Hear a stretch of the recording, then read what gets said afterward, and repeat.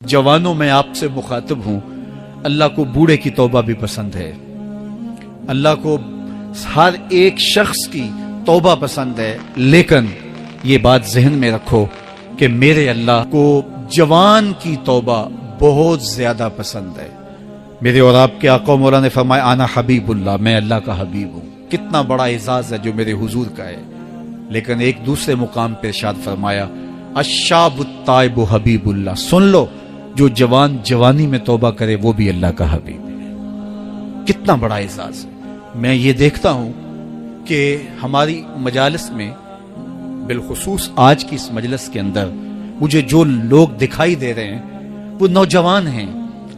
तो जवानी जुनून का शोबा करार दिया गया है, शोबा तुम मिन जुनून कहा गया है। लेकिन वो जवान जिसने अपनी जवानी अल्लाह की याद में गुजारी, अल्लाह के जिक्र में गुजारी। जवानों, इबादत की लज्जत भी जवानी में है। अगरचे जवानी मस्तानी होती है, जरा इस मस्तानी जवानी को तहज्जुद के मुसल्ले पे लाके देखो, क्या मस्ती चढ़ती है सजदों के अंदर, क्या लुत्फ है कयाम के अंदर, क्या सुकून है रुकू के अंदर। इस जवानी को मालिक की चौखट पे लाओ, फिर देखना कि ये जवानी कितनी लज्जत आफरी होती है। और इस जवानी के बदले में अल्लाह ताला तुम्हें क्या क्या अता फरमाता है। वराजुलुन कल्बुहु मुअल्लकुम बिल मसाजिद, वो आदमी जिसका दिल मस्जिद के साथ वाबस्ता होता है। अल्लाह के घर की तामीर, अल्लाह के घर की तज़ईन, अल्लाह के घर की सफाई सुथराई, अल्लाह के घर की आबादकारी, अल्लाह के घर की हाजिरी, ये उसकी जिंदगी का मशगला है। मस्जिद के साथ वाबस्ता है, उसको जुनून है अल्लाह का घर खूबसूरत हो, उसको जुनून है अल्लाह के घर में रौनक हो, उसको जुनून है कि अल्लाह के घर में सफाई सुथराई हो, पाकीज़गी हो, लोगों का आना हो और लोगों का मस्जिद से रब्त हो और मस्जिद की हिफाजत उसने अपने जुम्मे ली हुई है। मस्जिद के काम वो गुलामों की तरह करता है। सुनो सुनो, मेरे हुजूर ने फरमाया कयामत के दिन अल्लाह उसे अपने अर्श का ठंडा साया अता फरमाएगा। फरमाया कुछ लोग मस्जिदों की मेखें होती हैं, जिस तरह लकड़ी में कील ठुक जाता है वो भी मस्जिद में यूं ठुक जाते हैं, जब भी तलाश करो मस्जिद में मिलेंगे।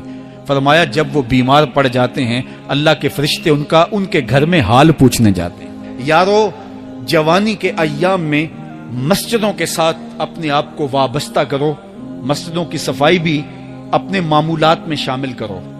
जिस तरह आप अपने मामूलात बताते हैं कि वीकेंड पे मैं ये करता हूँ, रोजाना की मेरी जो है वो तरतीब ये है, महीने के बाद एक मरतबा ये तफसीली काम करता हूँ। अपनी जिंदगी में महीने बाद, 8 दिन बाद या जब आपको फुर्सत हो, मस्जिद की सफाई का अपने ऊपर जुम्मा लो। किसी भी मस्जिद में चले जाओ, उसको साफ करो। जब तुम अल्लाह के घर को धोगे अल्लाह तुम्हारे दिल को धो देगा, तुम्हारे दिल को अल्लाह पाक कर देगा। तो ये मस्जिदें काबतुल्लाह की बेटियां हैं। अल्लाह ताला ने मस्जिदों के जरिए जीनत दी है जमीन को। जिस तरह आसमान सितारों से सजा हुआ है, जमीनें मस्जिदों से सजी हुई। इसलिए अल्लाह के घर के साथ जो शख्स रब्त रखता है, मेरे और आपके आका मौला ने फरमाया क़यामत के दिन उसको अल्लाह अपने अर्श का ठंडा साया अता फरमाए। वो आदमी जिसमें तन्हाई में अल्लाह का जिक्र किया, अल्लाह को याद करने बैठ गया, कोई देखने वाला नहीं था, वो तन्हा था, हुजरे में था, अपने बंद कमरे में था, अपने रब को याद किया। अल्लाह की याद करते करते उसकी आंखों से आंसू टपकने लगे, उसकी आंखें आंसुओं का खिराज देने लगी। तो मेरे और आपके आका मौला ने फरमाया कि ये आंसू इतने कीमती हैं, इन आंसुओं के बदले में क़यामत के दिन उसे अर्श इलाही का साया नसीब होगा। अर्श इलाही का साया उसे नसीब होगा इन आंसुओं के बदले में। रूमी अलैहिर्रहमा फरमाते हैं जहां पानी गिरता है वहां सब्जा उगता है, जहां आंसू गिरते हैं वहां रहमत उतरती है। तो इसलिए जो अल्लाह की याद में रोने का लुत्फ है और अल्लाह की याद में आंसू बहाने का अजर और सिला रखा गया है, ये गुनाहों को धो डालता है, ये अंदर की सफाई और सुथराई का सबब और जरिया है। मेरे और आपके आका मौला ने फरमाया रातों की तन्हाइयों में उठ के कुरान पढ़ा करो और कुरान पढ़ते हुए रोया करो। फिर फरमाया फ़इल्लम तबकू फतबाकू, अगर रोना ना आए तो रोने की कोशिश किया करो। हजरत दाता गंज बख्श अली हजवेरी से एक मुरीद ने कहा, हजरत अगर रोने की कोशिश करें फिर भी रोना ना आए, फरमाया फिर अपने मुकद्दर पे रोया करो। तुम इतने संग दिल हो गए हो कि तुम्हारी आंखें आंसू का खिराज नहीं देती। जो रोना नहीं जानता وہ اللہ کی رحمتوں کو اور اللہ کی کرم نوازیوں کو کیسے سمیٹ پائے گا؟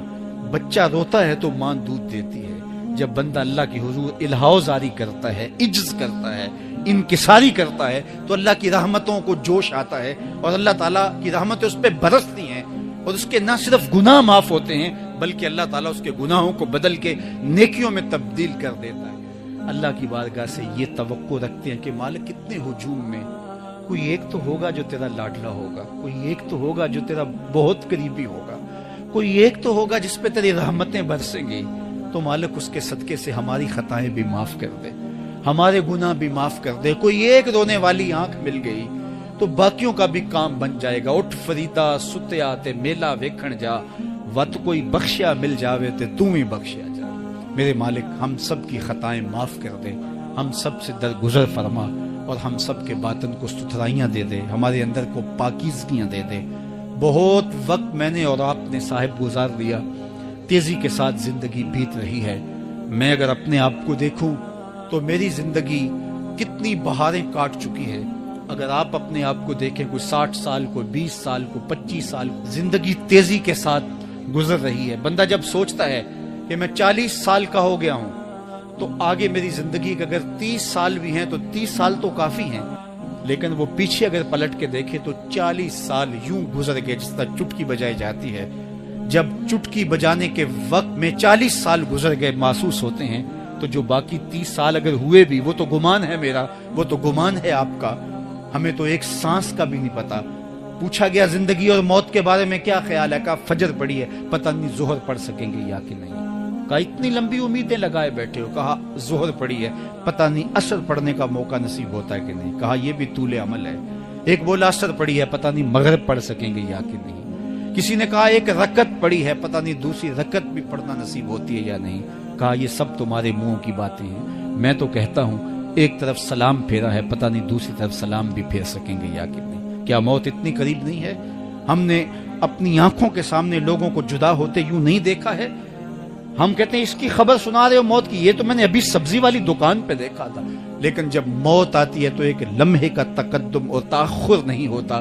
تو صاحب آئیے اپنی زندگی کو اللہ اور اس کے رسول کی راہوں پہ ڈالیں۔ آج وقت ہے، آج موقع ہے، آج توبہ کا دروازہ کھلا ہے، کل سب کچھ نہیں ہوگا۔ آج اس کی رحمتیں آواز دے رہی ہیں، آج وقت ہے، وقت پر کافی ہے ایک قطرہ بھی آب خوش ہنگام کا، جل گیا جب کھیت برسا می تو پھر کس کام۔